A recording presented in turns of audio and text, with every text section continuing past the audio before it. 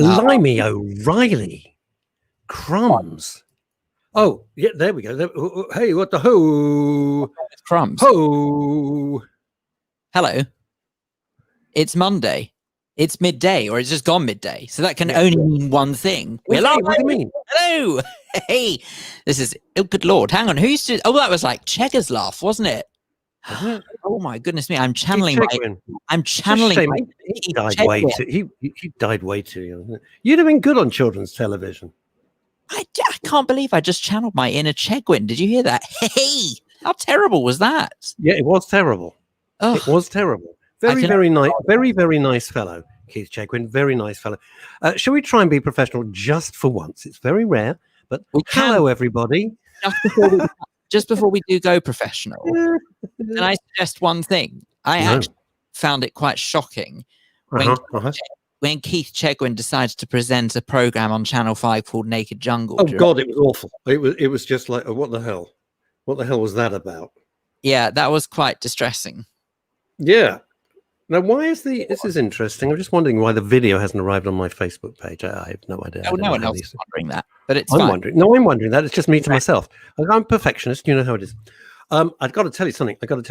If ever there was a T-shirt that I wanted to be most apt today, you've seen it before, but all I care about, the mini schnauzer, and about three people and coffee. Nice against the microphone going on there. Well, I did.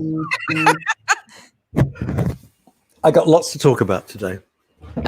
And you don't know what it is yet. So I just want your. No. I just want your. I like your reactions, which is why I just think it's more enjoyable. I'm Russ Kane. That's Phil Dave. But you know that. Come on, you know that. Oh, right. If you missed Friday's show, you wouldn't have seen our nice, shiny new digital studio. Explain what it is, because it looks lovely, and it's all down to you. I just sit there going, "Oh, that looks nice, Phil." It's not complete. That's my contribution.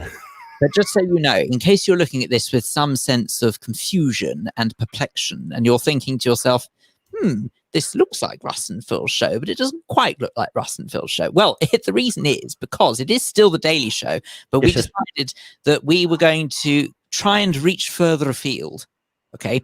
To do that, we've had to change. This is all very interesting, I'm sure. We've had to change the program we usually use to broadcast to you. And so now... When you say program, you mean the software? Yeah, the online. So the online software. Through the wonders of modern technology, are you ready for this? We are broadcasting to you live, not only on Men's radio station, not only on Facebook Live, but in addition, YouTube Live and, yes, Twitter. Hey, that's very exciting. That was Keith Chegwin coming back again. I don't know what's going on today. I don't know. I don't know what's the matter. Interesting. Very, it's very good. Phil and I were talking about it. Phil says, I've got this idea. And I think if it's tech stuff, I always go, okay, we'll give it a go. And we were really very happy with it. So thank you, younger Phil. Richard Todd. Phil, just don't get any ideas on hosted any naked game shows. Oh, no, that was just horrible. It was horrible. What was all that about? What was that about, for goodness sake? I didn't understand it at all. Now, do you know what? Sharon Bierman, she's hurt herself. She's hurt herself. She's in a cast or something. Oh, I don't mean the cast of a film. I mean, she's in a cast. She's very observant. She says, you've swapped places. Now, yeah, we have. Explain why. Explain why. Go on. This is one thing that I can't quite get my head around. I mean, Russ very flatteringly says that I'm the one who does all the technicals, but I clearly am not that good at my job because I've absolutely no idea why I can't swap us around. So I'm blaming the new software. Don't blame me. Anyway. Okay. Paul Claridge says, good afternoon, chaps and chapesses. I'm tuned in from the top of the ladder in Beckenham. Paul, really? What a twerp. I'm stripping and repainting 5 I made. Hang on, 5? He's like, what? He's on the top of a ladder in Beckenham. He knows how to live. Do you mind telling me how many Juliet balconies one person needs? And that's before going to work in Croydon later this afternoon. That's just how good I am. Well, you are very good, sir, and I think we know that. But still, that's, wow. I don't know if that's good or brave or bonkers, but please be careful up a ladder. Yeah. This is the Paul, how many different ways do you want to try and devise to die? This is the man who we nearly lost through cancer, is incredibly brave, has been really supportive of Men's Radio Station since day one of our earliest guests. I've known him for years. He's come through the other side of cancer. Now he's up at the top of a ladder. Paul, ease up, mate. Ease up. Buy some slippers. Buy some slippers and a pipe. I got lots of things have happened in the last few days, and I would really like your input. When I say your, I mean like everybody, and Phil especially. Okay, but do remember, this is your show. I'm not just saying it, it's your show. You can point the direction you want to go in and tell us what you want to talk about. And also, not unless it's like painting or something that we don't care about. And also, phone up. Phil's there. At the end of the phone, you get straight through to Phil. The numbers scrolls across the screen. Right, number one, I'm very cross with Chantal Rickards. Very cross with Chantal. Now, Chantal, as you know, comes on every Friday at about 1:30, does her TV round, recommendations of things to keep us vaguely sane as we go into this endless situation. And she recommended a show called Goliath. And Chantal, ex-CEO of BAFTA Los Angeles and very successful television producer, very senior. I'm really thrilled she's part of Men's Radio Station. So she recommended Goliath. So I thought I'd have a look. And she said it was good. Well, it wasn't good. It was fantastic. And I got totally hooked. It's on Amazon with Billy Bob Thornton and William Hurt. William Hurt deserves whatever top acting award. God almighty. It's fabulous. The script is fantastic. The acting is off the scale. The storyline is brilliant. So I went right from the beginning. I think there's 3 series now. So I started with episode 1, series 1, hooked, watched it, binge watched over the weekend. Wow. Goliath on Amazon. Can't recommend it highly enough. It's really terrific. Really, really good. And it's not a whodunit or anything like that. It's much more subtle. And every single character, even the most minor of character, is written in such a 3-dimensional way. I think you'll really enjoy it. Goliath on Amazon. Right? So thank you, Chantal, you clever sausage, you. Now, I'm going to wait for Phil to get off the phone because it's kind of important. The next thing I want to talk about is not nice. Phil, are you free yet? I'm free. Yes, okay. Now, Phil knew something.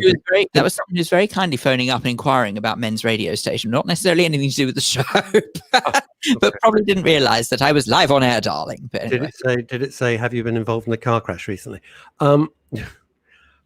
When we set up Men's Radio Station, and I had some news yesterday, I had a call from one of our presenters and an old friend of 35 years, Alexandra Lichtenfeld, Alex Lichtenfeld, who does her own show, as you know, on the Men's Radio Station. Now, the whole ethos of Men's Radio Station, as you know, is about mental health and well-being. And although Phil and I get very frivolous often, because that's what you like and that's what we like, and life is so difficult and heavy and awkward and everything else, so we do a bit of cheering up because we want to. And also there's the heavy side. One of our guests, when we had the studio before lockdown, we were doing the Sunday show, I believe. And Phil and I were in the studio, and we had I'm not going to mention who it is. I'm not going to say the name, okay? And we had a guest come in who was a therapist, fully qualified, had another very senior job and decided to change their life and become a therapist. And they were a really good guest. They were a marvelous guest. And he specialized in sort of suicide prevention and depression. And I found out yesterday evening that he'd just killed himself. And this person leaves behind 3 children and a wife. I'm not going to go into any more details because you don't want to know. And you know, it wasn't that I knew him personally. I liked him when he was in the studio. He was really, really good. Phil remembers him very clearly. I remember the interview very clearly. It's just several things. One, so sad, very sad for this person. Their torment is over. It's over for them. For the family, it's forever. You don't get over that thing. You don't get over something like that, and especially for a child to discover what they did. You can use your imagination. You're never going to get over that. So, first of all, our deepest condolences from everybody at men's radio station and women's radio station to the family. It's shocking. Secondly, as if we needed a reminder, it is everything that Howard Jameson and I wanted to try and look at and bring into the light when we started men's radio station in whenever we did, January 2019. And it's awful because there is somebody who's highly intelligent, successful, and in the business of mental health, and it all got too much. So for everyone out there who's struggling, I hope our silly little efforts are of even the tiniest bit of help to you. If you do need help, please reach out. Phil and I are not doctors. We're not medical. We never pretend we are, but we can at least try and point you in the right direction. I don't talk about it often. I do get a lot of private messages. Can you, this is happening to a member of my family, or this is happening to me. And I make it clear that Phil, Dave, and myself, we are not medical. We will never, ever give medical advice. That would be completely irresponsible. But we have fantastic team of people that we can reach out to on your behalf. And if they work for you, well, that's great. All we do is make an introduction and we get out of Dodge. We don't get involved. It's not our place. If you're feeling that bad, thank you, Phil. That is absolutely perfect. Now, Alex Lichtenfeld works with the Samaritans. So trying to get a meeting with her is really hard. 116123. That's all you dial. 116123. And something I do want to say, I'm not normally this serious, but and may I suggest as well, Russ, sorry, that just so you know, anyone who doesn't feel the need to or want to call Samaritans because they don't want to actually speak to someone, 116123 is also a number you can text as well. It's not, I didn't know that. Not just phone call. No. And I'm going to be a little vulgar, but forgive me. You do not need to be standing on a ledge on a high rise before you phone them. It doesn't need to be that desperate. If you're feeling a bit down, if you've got a problem that's really worrying you, give them a call. They are fully trained. It's not some Herbert at the end of a phone, look, your call is important to us, please hold. It's not that at all. And if you were lucky enough to get through to Alex, that would be fantastic. But please don't wait until the last minute. Don't wait until you are standing on that ledge. Give them a call, 116123. If you don't feel comfortable with that and think I'd rather speak to a therapist, I don't know anybody, get hold of myself or Phil. You can message us privately, please. Don't do it publicly. I will not engage in public stuff like that. And then, maybe we can point you in the direction of somebody who possibly could help.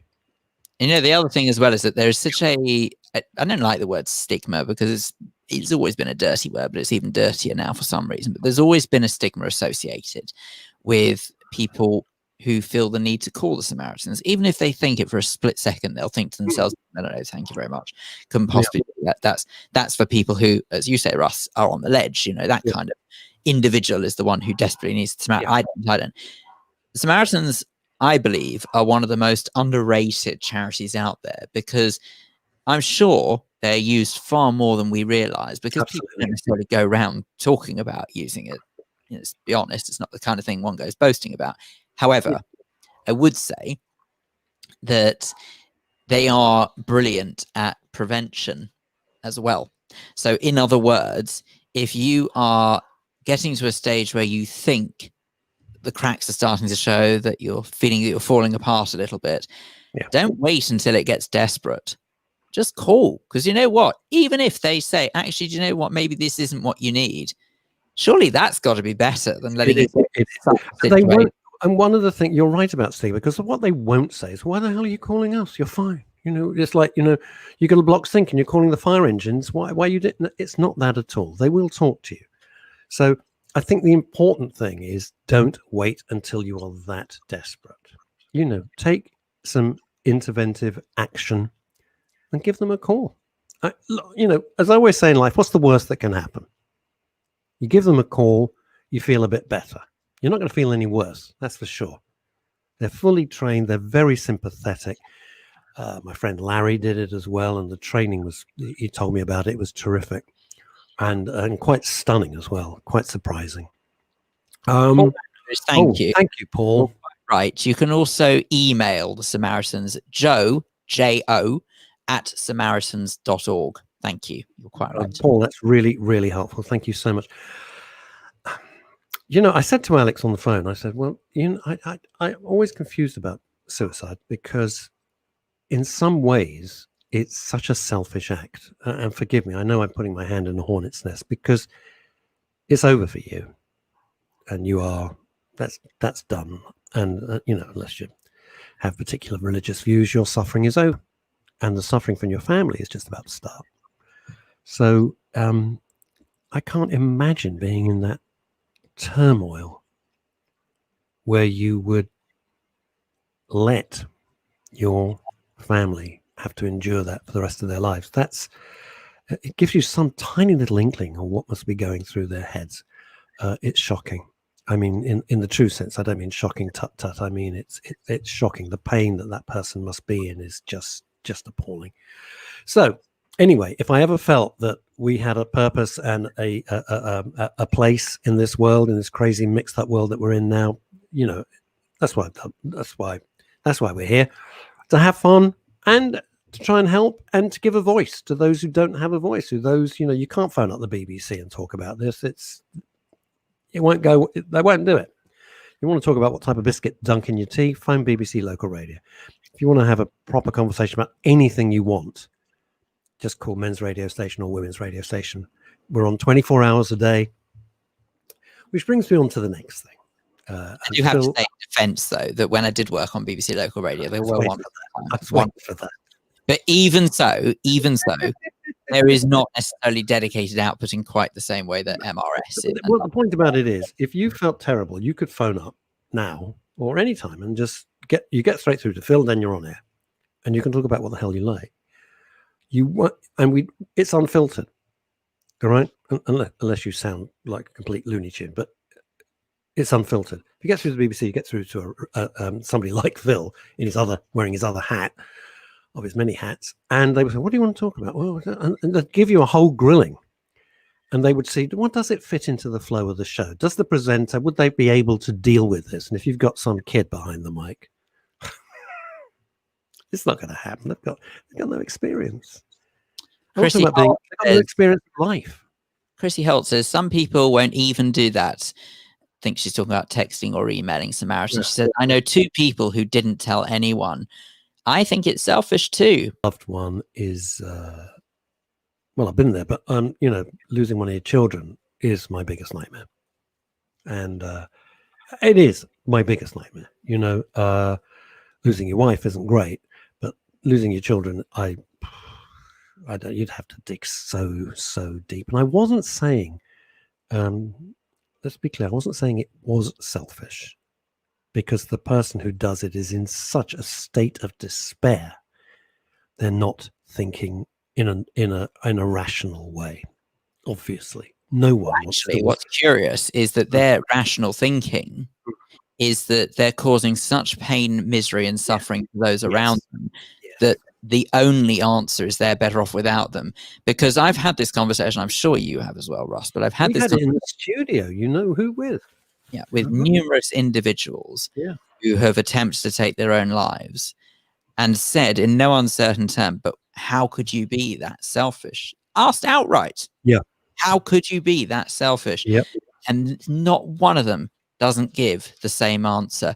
They genuinely believe at that stage in their time that the world would be better off without them. And we asked in the studio, I'm not going to say who it was, but a young guy, everything going for him, highly intelligent, very personal friend of Phil. I didn't realize that. A long-time friend of Phil, by pure chance. And I said, but do you realize the pain that leaving your parents, they'd never recover? And they couldn't see it. At the time, they could not see it. They only felt, I can only reiterate, that in their state of mind, they thought, they are such a burden on their family, which they weren't. By the way, the family had never, ever said that. but in their head, they felt they were such a burden on their family, and everyone who loved them would be better off without them. The truth is the opposite. Can I say Ramsey has made an interesting comment here, but it's quite long, so I'm not going to put it on screen. Forgive me, but Ramsey says that Ramsey says that their son had a friend at school who committed suicide. Actually, be careful of that phrase as well, by the way, because committing suicide implies that it's committing a criminal act. Taking their own life, I think, just for the record. That is the phrase. Well done, Phil. Is a better way of putting it, just in case, because committing suicide harks back to when it was a criminal offence, and to the best of my knowledge, it's no longer a criminal offence. No, it's been decriminalised. But which is an extraordinary thing to think of as well, because how on earth do you prosecute? But let's not go there. Anyway, apparently he was through a Ouija board, presumably. No, Doris Stokes. How do you do it? No, but it was bonkers to even think of it as a criminal act, because what do you do? Anyway, apparently he was such a caring soul that he wouldn't tell his family about his dark thoughts, as he didn't want to burden them with his pain. One can only imagine what he was going through when he divided his family. When he decided his family was better off without him. How wrong he was, of course. If only he had shared his burden. And it makes you cry. I mean, there was the one that we had in the chap in the studio whose brother, who was an eminent heart surgeon in the NHS, and the brother gets a text from his brother, and is reading the text and just thought, oh, he's being very efficient. He's going through all his bits and pieces and all the stuff, and this long email, quite convoluted, about finance and where this is and where that is.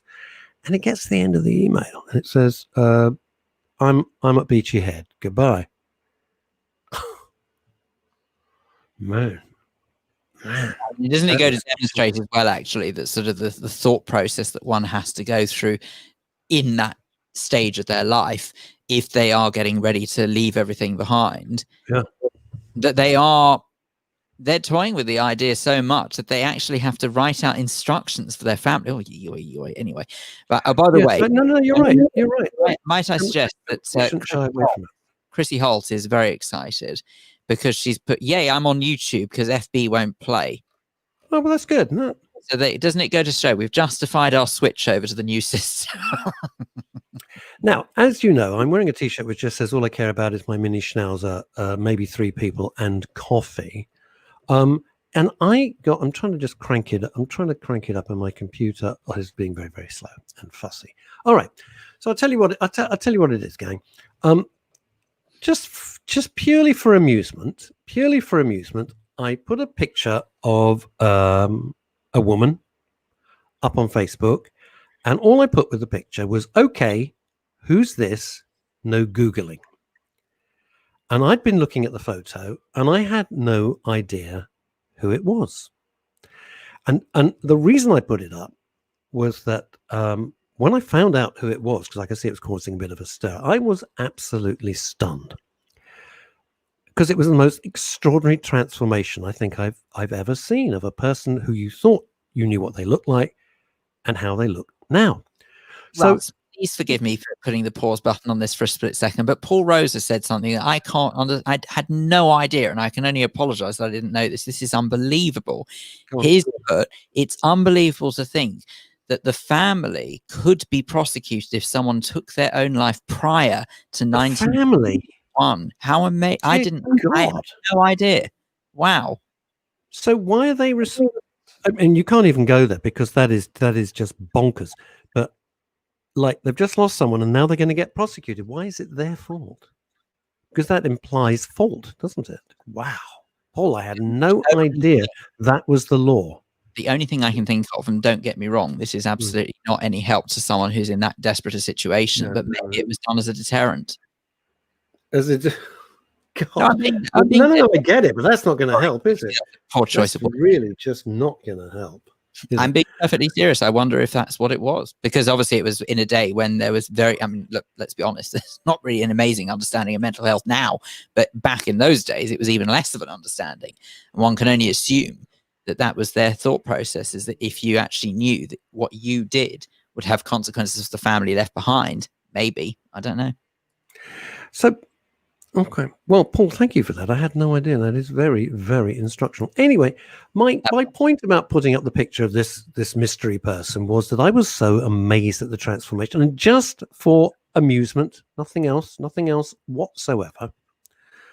With no other issue to the photo. It was just a guessing game. Guess who this is? No Googling, right? And it turns out that it's a picture, and I don't know if you have seen a picture of Adele, who looks absolutely unrecognizable. You know, when you say Adele, you have one image in mind, and then her PR people, everybody issued these new photos, and you wouldn't think it was the same person. That was the point of it was just to pass some time in this crazy, horrible world we're living in, and to see if people could guess. It was nothing more than that. All right. No side issue, no subtext. So my whole column, my whole text with it was, okay, who's this? No Googling. Just a game, right? Just a game. The way that some people reacted to the most innocuous of posts just shows how angry and downright bonkers I think some people have gone. The level of anger is incredible. Remember, my whole thing's just said, okay, who's this? No Googling. Now, this isn't about me because I can give a monkeys. It's about the state where we are now. You can't even say, wow, that's interesting, or that's or that's good, or so somebody who I don't know. Somebody who I don't know, I'm not sure who it is. It's nobody I've ever heard of. And they went absolutely raving mad at me. And I was accused of all sorts. Oh, here we go. It's somebody called... Hang on, are they here to defend themselves? Are they here to answer for themselves? I don't know who it is. It doesn't matter who they are, does it? All right, let's not name them then. You can see it on my Facebook page. Now, Phil, so far, would you think the post was innocuous? Right. So there's a thought process going on here, okay? Yeah. If, and this is a massive if, and I know you well enough to know this is absolutely not the context you meant it in. But if someone was posting it as if to say, what an improvement, that could be seen as a sort of, not fat shaming, no, I get that someone who is oversized is not as good looking as someone who is thin. Okay. And just for the record, by the way, in case you hadn't gathered, Adele has lost shed loads of weight and she's totally unrecognizable. That was the point of the post. It was just guess who this is, and people could play along because you wouldn't know it was the same person. That was all. It was stunning. And so I suggest it's incredibly impressive as well, her weight loss as well. Nothing to be sniffed at. She's done remarkably well. However, I wouldn't think it's the same person. Anyway, so this person... if someone was to say that if you look at someone who has lost that amount of weight and then post them, as it were, for comparison, implying that if you're that thin, that's when you start looking good. If you're fat, you can't possibly. I can understand why someone might get upset about that. I know that wasn't. That's not what I wrote. There was no subtext, and I would tell you. I'm honest enough. And then the other thing as well, of course, is that there's a train of thought about objectifying women. Objectifying men, by the way, I can't help but notice is absolutely fine. It's great. It's great. You should objectify women. Now, I don't personally like objectifying anybody, male or female or whatever else anyone identifies with. However, there are some who get hypersensitive about it. I've never understood it myself. I don't personally like it, but I wouldn't get hypersensitive. Then don't get your PR team to post photos. No, I agree. Don't get your PR team and marketing team behind you to start posting photos everywhere. No, and Adele obviously doesn't mind that. No, she's very proud of how she looks. Look, that's not the point. I'm not discussing Adele. All right. What I'm discussing, very simply, and let's refocus, is the anger and sheer madness of people out there. So this person, who I don't know, is not a Facebook friend, which means nothing in real life, is nobody I know, but I'll come on to that in a second. And the reply is, you nasty bastards. That's the beginning, right? I'm thinking, okay. As for you, Russ, if she hadn't have lost weight, you won't be posting anything. FS. Oh, you know, that one means F's sake. And her music leaves you stone cold, does it? Yes, it's not my cup of tea. You know, some music I love, some it's not my cup of tea. But apparently that's not okay either. Perhaps your monologue. Now, this is why I think this is somebody masquerading as this other person. Listen to this, Phil. Perhaps your monologue of a radio set isn't at the top of her list of things to listen to. So this is clearly someone who listens to men's radio station. I've got a horrible feeling it might be. Leave her alone. She's gone through a lot. What do you mean, leave her alone? I'm reposting her PR picture. She's gone through a lot. And, oh, by the way, did you know she donated over £10 million to various charities last year? Of course you did, Russ. Of course you did. What has that got to do with a little competition of guess who this is? What kind of person is that walking around with such insane rage that has no logic to it? What is that about, Phil? Seriously. I struggle to defend it, make no mistake. As I've already said, what I believe some train of thought might be behind it. But for me, I can't understand where that went so wrong. But it does absolutely highlight the reason, or one of the many reasons, why I've decided to back off from social media. And I was really pleasantly surprised. I saw my brother-in-law on, amongst other people as well, on Friday night dinner. Nice little socially distanced Friday night dinner. Very nice, outdoors and everything. However, it was the first one in ages. And when we were speaking, one of the subjects that came up was social media. She was saying about how my sister can get very upset by some of the posts that she reads on Instagram or sees on Instagram. Mm-hmm. Actually, I'd like to say I think my sister's come off of Instagram now, thank goodness. But I've done pretty much exactly the same. My accounts are still active, but I will only use them now for work purposes. I have absolutely no intention of putting anything personal on there. I don't waste away the time by going on there. And frankly, your plight highlights this to me, why I can't be bothered. It is nothing more than a digital cesspit. It's a cesspit. It's an absolute freaking cesspit.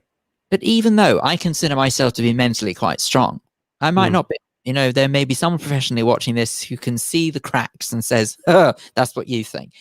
To the best of my knowledge, I am. Okay. And I can't help but think that if someone like me can buckle under some of the things that come out on social media, then heaven only knows what it's going to do to people who are not quite as strong-minded. Well, it was extraordinary. I thought it was absolutely just extraordinary. I didn't understand. Paul Rose is, I think, highlighting one of the delicacies, or the finite details of why we have to be so careful on these eggshells. He says, careful, Phil, you say she's done well, Adele this is. Does that mean overweight people aren't doing well? You fattest monster. Yeah, fattest. That's what you are, mate. You're fattest. Right. Well, I dare say that that's not necessarily my intention, but I can't live this life. I'm just going to come out and say it. I can't live this life. I cannot be this overly sensitive to something where nothing was intended. That is what's so raving bonkers and ridiculous about it. It's just nuts. It doesn't make any sense. It doesn't make any sense at all. That's the thing. Do you see what I'm saying? Absolutely. I mean, there's not really very much more I can't even defend the other side, because honestly, there's nothing to defend. It was a guessing game. Guess who this is? End of. End of. Could have been anybody. I was just so stunned because I don't watch the news and I don't do the magazines and all this garbage. Gillian Bobroff Charkham, hello to you. Joanna Coral, 2-1 on the Kempton Park. Jane Millard Charlesworth, Jason Chandy is there, and loads and loads and loads of others. I'm just curious. It shocked me. It shocked me, Phil. I'll be honest with you. It shocked me that. It shocked me that. But Russ, do you find as well that when you're in that kind of situation, you actually don't know how to react? Because the problem is... I just wanted to say, F off, you idiot. Do you want to know my reply?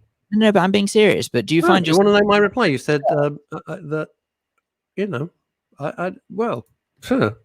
Yeah, but okay. I just say, what a sad, sad little man you are. It's ridiculous. Me, I don't know about you, but for me, when I'm put into a situation where someone reacts so badly to something, And funnily enough, actually, I find social media easier to react on because it gives me time to think about it. But if you look at something like a conversation in life, someone reacts, let's say, remember these days, remember if you and I were face to face and you and I had a disagreement, I might find myself a bit flummoxed and I wouldn't know how to respond to you. But actually on social media, it gives me thinking time to respond appropriately. Now, that's funnily enough where social media does come into its own a bit, because then I find that it's a little bit easier to react, as it were, to something. However, do you find that when you are in a situation where you're kind of put on the spot and absolutely not expecting the reaction you get to something, that you don't know how to react back? Because I'm not that quick-witted, I don't think. I don't think I'm that quick. No, I think you are, actually. I think you're putting yourself down. By the way, she's joined. She's just watching now. I said it. Timmy Alexis Carrington Ward. Should have done, dear. Sarah Hayton and the great performer and London legend, Rusty A. Egan. Rusty, hi. Hope you're well. Wearing black. Never seen him wear anything other than black. He is a legend, is Rusty. I respect that in an individual. He's a very, very cool dude. Very cool dude. Oh, Paul Rose has beaten us to it. Go on. What's he done? Go on. As Eve Phantom has joined the conversation. Crazy name, crazy gal. Paul Rose has nicked your line. Oh! Paul, I have to tell you. It is a cool name, though, isn't it? Phantom. This Friday, Paul, this Friday week, I'm off on holiday, okay? I know it's a bonkers consideration, a bonkers thought, but I am. Here I come. Eastbourne, here I come. Here off for a little staycation, only for the weekend. Oh. So I'm thinking, if you are so on it, maybe you should go present with Russ. Wait a minute. You don't say things like that and not discuss it first. I'm only joking, of course. I might do it. It's fine. I hate to tell you, I think cover's already been sorted, but possibly we're discussing it because they're very busy. Yes, they're seriously very, very busy. Anyway, so just to reiterate, I don't want to beat this thing to death with a baseball bat, but it's an innocuous post about, let's have a guessing game of who this is, right? It's no different from when you post a picture of someone from 20, 30 years ago and guess who this is. And that is exactly the same thing. And what do you say? Oh, well, you're ageist. You're a pig.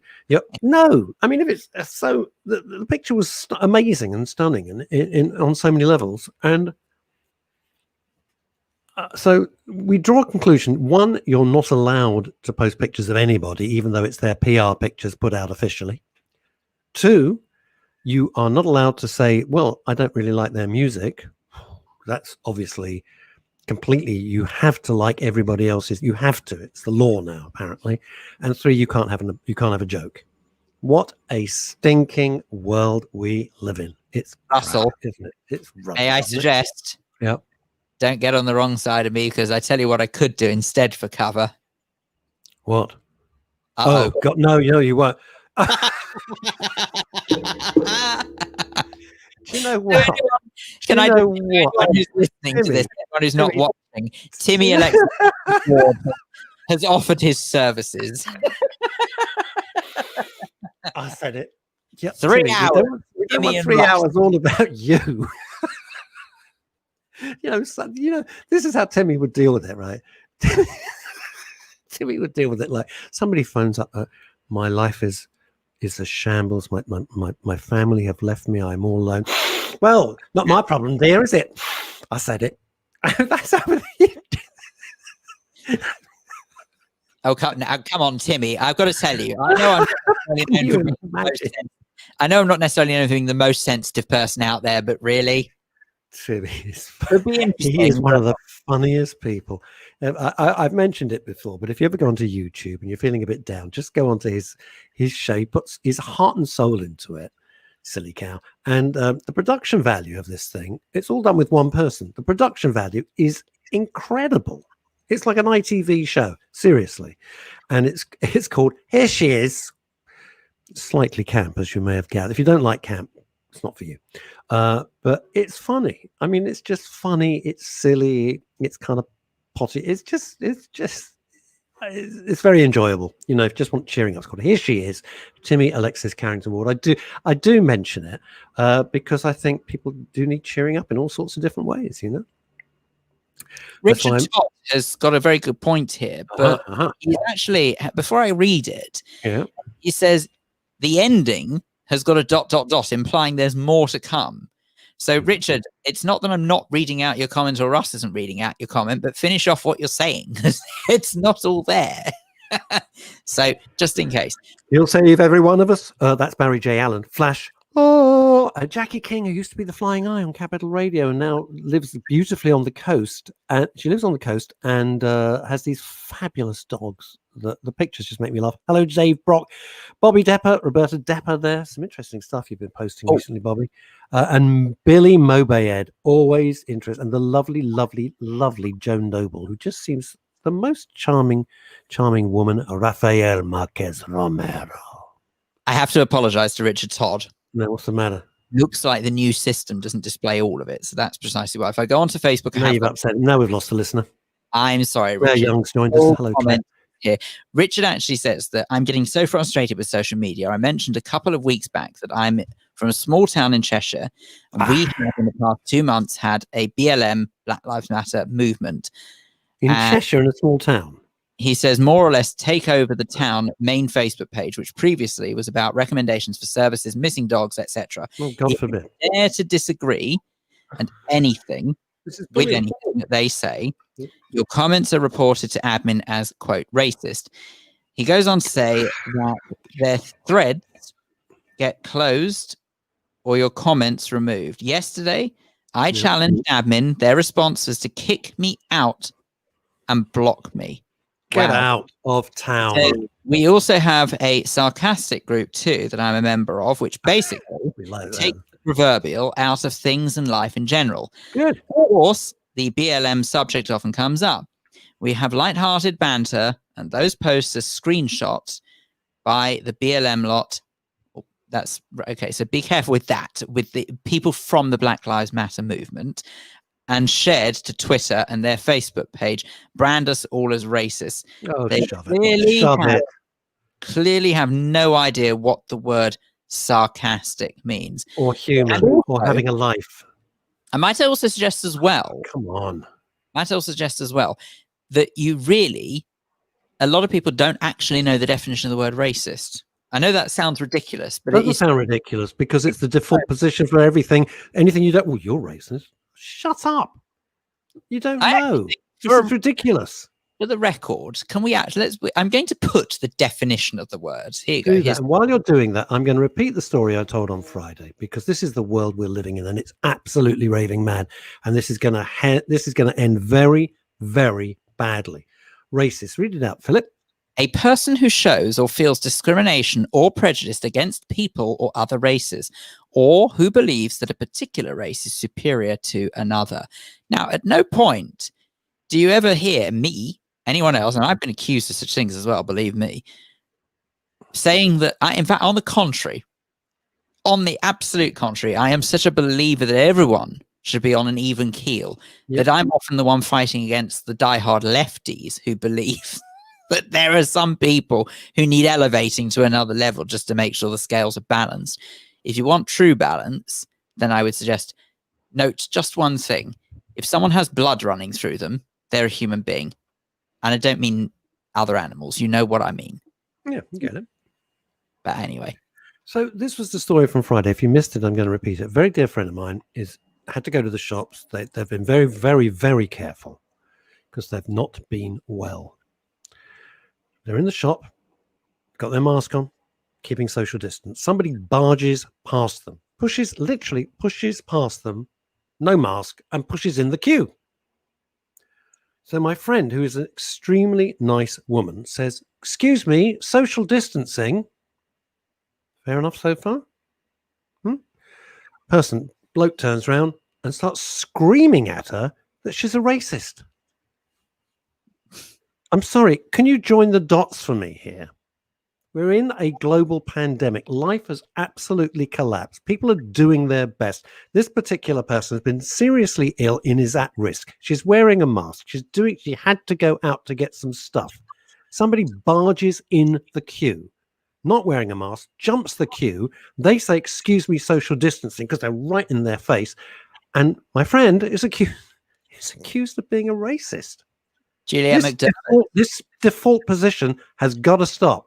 Enough's enough now. Well, it's a nice thought, but I hate to tell you, I'm not convinced it will. Juliet McDermott says, if I don't like someone, it's because of who they are, not because of their skin. That's the point. You're right. But that's the point. Because actually, you know what the real irony is? Those who cry racist are normally the ones who see skin color. This is what's so odd. They are actually the ones who can subcategorize people either by the color of their skin, by their religion, or by the creed. Whatever it is, it's an extraordinary way to behave. In my mind's eye, if you're just looking at another human being and just think of them as human, take all of those small box-ticking factors out of the equation. And if they're a decent person, they're a decent person. I'll tell the BBC to take their box-ticking exercise away then. I'd love to. If they're an abhorrent person, then they're abhorrent. I don't care what their background is. That's the point. You're allowed not to like somebody. It's irrespective of what they look like. You're allowed. It's okay. You are allowed. I don't like that person. End of. You have every right to be like that. You can't take that away. Sometimes not liking someone's completely irrational. It's just who we are. We're just human. Other times they may have done something to you, or you don't like the way they conduct business, or you don't like them in interviews, or you just think they're not nice people. You can say, it's okay to say, I don't like that person. You can't then be criticized for not. That's your view. It's like you can't criticize me that the music of Adele, apart from the theme tune for Skyfall, which was great, it's very good. She's extremely accomplished. She's a great songwriter. It's not the sort of music that I personally would listen to.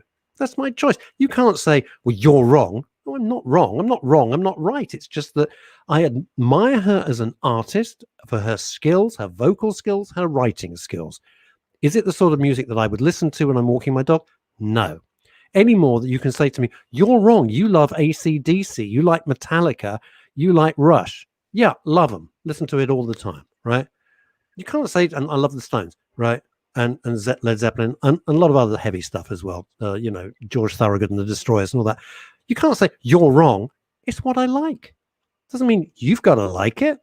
What kind of world are we? What kind of world is going on in this lunacy where no, you're wrong. You have to like this artist. You have to like this film. You have to like. No, I don't. Sod off. I don't have to like it. You can like it. That's fine. I don't criticize that for you. I can't stand crap like X Factor and Britain's Got Talent and all of that. Loads of people love it. It's very simple. Don't watch it. If you don't like it, don't watch it. I don't get upset about it because I don't watch it. It's fine. You can vote with your feet. Now, here's the thing. Let's get back to BLM for a second. Two people I really want to mention who have been fantastic, both oddly enough in the music industry. One is our friend Edward Adu, who is speaking out. And thank you, Edward. Edward Adu, very, very nice man, very friendly man, who's speaking out and trying to just get it more sensible. And the other is the great Wayne Hector. If you look up his discography, Wayne Hector has written some of the biggest tunes ever. British guy, very nice guy, and one of my songwriting heroes. I mean, he's just a brilliant guy, and he is through music. And I don't mean through songs. I mean through trying to get people together. Is saying, let's just work. Let's work together. We don't need this division. Now, as you know, Phil, I've tried to get people to come on the show, and I lost two friends who will never speak to me again. I'll certainly never speak to them because I've never known such rudeness. Extraordinary. Speaking as someone who knows me. Well, no. But I've never known such horrible trolling. It was disgusting. And I just wanted them to come on. It was an invitation saying, come on to the show and let's hear it from your perspective. Because I can't talk as a black person. I can only talk as a middle-aged, if I lift to 300, right? Middle-aged white guy. That's who I am. That's, Phil's a young white guy. That's who we are. So I can't speak as a black person. That would be ridiculous. So speaking to friends who are black, it's like, please come on. Let's have the discussion and let's hear it properly from you. because I don't want to put words in people's mouths. And no one would come forward. Now, I had a development over the weekend from your chum. I'm just going to say your chum, Phil. I think you know who I mean. Who said, "Oh, I asked some black people. One, too busy. What, you haven't got 10 minutes in your day? Too busy. Two, your show is far too niche and too small. Not enough people." That's why we have some of the top psychiatrists, doctors, and medical experts in the world coming on. Hang on a second. Hang on. Actually, might I suggest as well? We're actually quite proud to be small fry. I'm not being funny. We're doing it ourselves. We're doing it ourselves. But what a thing to say. No, if I was asked to go on something, I don't turn around and say, and I get asked a lot. I don't go around and say, "No, you're too small. It's not for me." I mean, I just think it's rude. And the third reason I was given was, "No, you and Phil, you wouldn't give anybody. We wouldn't like the reaction because you wouldn't let them speak properly." That's why there's no dialogue. That's why there's no dialogue. I couldn't make this up. Do you understand? I was just like, "You're too busy. Okay. We're too small for you. Really? And we wouldn't give you a chance." Wow. Well, there's no communication. What can I say? I missed that. Say it again. There's no pleasing some people. What can I say? No. Well, if you're not going to discuss it, okay, fair enough. We'll just crack on. We'll just crack on. I was just stunned by that. So I thought, okay, that's how you feel. That's Melanie. You have to say Melanie because that was it. That's how I name. Melanie Hutchins, Julian Russell, Rob James, François Pascal, Daniel Kaplan, Peter Oxley, Joanna Birch Jones, Sarah Walkden, Peggy Bye. Wow, the great Jack Moon. What a genius writer he is. Oh my God. On Facebook, he writes stuff that just blows my mind. Cheryl Jackson, bit strange those three responses. Don't get it. Well, Cheryl, nor me. I mean, it's like, Phil, I'd really like to interview you. Well, I'm too busy. Okay, well, I'll work around your schedule. No, sorry, says Phil. You're too small. Or, well, on that note, what is that? On that note, let's look at this. Okay, let's analyze. Let's just say hello to Leo Sayer in Australia. Hello, Leo Sayer. Hello. People love the fact you watch it. And every time I was just saying conversation, Leo watches from Australia. Leo, they go mad. I don't know if you realize how loved you are, Leo Sayer. And everybody can sing every word of every one of your songs. So bless you. Even forgiving you the fact that you've gone to Australia. Now, with the sensible guy. Now, with the what we about being Elaine Del Mar. Sorry, hang on. What we were saying Del Mar. What a wonderful singer she is. Small fry. Okay. Yeah. Bearing in mind that some of us here at MRS have access to what we say in the trade is statistics. You can't argue with statistics because statistics prove that. And in the last 28 days, right, so the last month, I can tell you that we have had nearly just shy of 12,000 people linked to our Facebook account. Now, the reason why I recognize that for some companies, this would be an embarrassing number. But just for the record, Men's radio station is what's classed as low, no budget, which means that the budget is not as great as we'd love it to be, but we make do. Okay. For a low, no budget station and a low, no budget production, I don't think just shy of 12,000 hits is that bad, personally. Do you know what makes me actually want to cry? I'm so proud. So there you go. I'm not saying it. It makes me, what starts as a little idea in a coffee shop, me and Howard Jameson. I feel really quite emotional, actually. So look, a little idea. We do the whole thing on a handshake, and the fact that I know I go on about this, the fact that Phil the fact that Phil Dave with his schedule, what? That's the last 30 days, just to reiterate. 30 days, 12,000 people. So, yeah. Thank you. Thank you. And the other thing that we would offer is proper time. I don't want you coming on. We don't do sound bites. You must know that by now. So it's no good. We don't have a guest so they can just do their pre-prepared PR marketing sound bite, then they bugger off. So you got a 3-minute little spot. You know, we rinse it. We mine deep deliberately to try and understand. So I think all of those 3 reasons are pants. Anyway, sorry, I interrupted you for a change where you sort of said. What I was going to say, and I know Phil and I rip into each other, but I am genuinely honoured the people that we have on board. Phil has. What you see is not what Phil is. Phil is highly regarded in the radio industry, highly regarded, and very, very. No, don't start taking the piss out of yourself. And very, very well known. So I'm thrilled when I said, let's do this, and he said, yeah, let's do it. It's great. He doesn't have to. I'm thrilled that we have people like Chantal Rickards, who's the former CEO of BAFTA LA. You know, she's not running a Welk store. Well, I'd love to be in a Welk store, quite frankly. Be nice, but you know what I'm saying. She doesn't need to do this. She's highly. It's a lovely thing.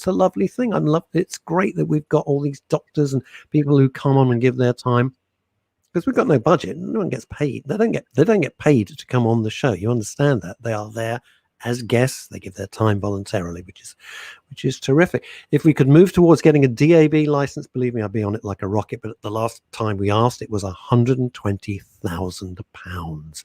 So I'm a little surprised that the Quiff has managed to get his DAB license. I've got to discuss it with you because I'm fascinated how they did it, and congratulations. They've done Jason Rosen, who's a mutual friend, has done a great job. Amazing. Absolutely. I've done another just doing it from an idea and then growing it, and that's what we're trying to do here. And may I suggest as well, some people would say he's a little bit Marmite. He himself would probably say he's a bit Marmite. You know what? He's a very hard grafter. He is I'm very fond. I'm actually fond of him. But Paul Akers, that's a new name. Hello. I had a terrifying teacher at school called Derek Akers. He was a nightmare. Please tell me you're not related. Anne-Marie Saunderson, you saint, you Brummy saint, wife of John Saunderson. And Anne-Marie, belated happy birthday. How lovely. And Stephen Pullen has joined us as well. It's a weird thing. Sometimes I just think, is it me? Is it me? And that's why I discuss these things, because Phil has every right to say, no, it's you. It's you. You're wrong. And he'd be the first, but I just sometimes don't get it. That's why I wear the t-shirt. All I care about is my mini schnauzer, about 3 people and a cup of coffee. That's kind of it. It's kind of it. It's a weird life, isn't it? It's a weird life, and I think I'm amazed. I'm so thrilled with that, Phil. You have made my week. You absolutely made my week. It's terrific. Now, we're going to show off for a little bit. And may I suggest as well that some people are coming out now saying that they love Marmite. I'm a Marmite lover as well. I don't understand. I got tents the other day. I'd run out of Marmite. Hang on. Can I just get one of the best Christmas presents I ever got, or Hanukkah presents, whatever you want. Christmas. There we go. One of the best Christmas presents I ever got. You ready? I keep it right around my office. I'm over it. Was it a belt? Is it a showing your sausage belt? What do you got? What does it say? Oh, that's fantastic. I got the same for my daughter. I got it for my daughter. It said daughter and dad. And then she said, was that from you? Oh, I love it. She said, was that from you? Anyway, unbelievably, we've waffled so much that we are flat out of time for today. I can't believe that. That was like the quickest show ever. Thank you for all your contributions. But let's do it all over again, shall we? Wednesday afternoon from midday. Thank you so much to everyone who's commented. Loads of comments today. Can't keep up with them. But thank you very much.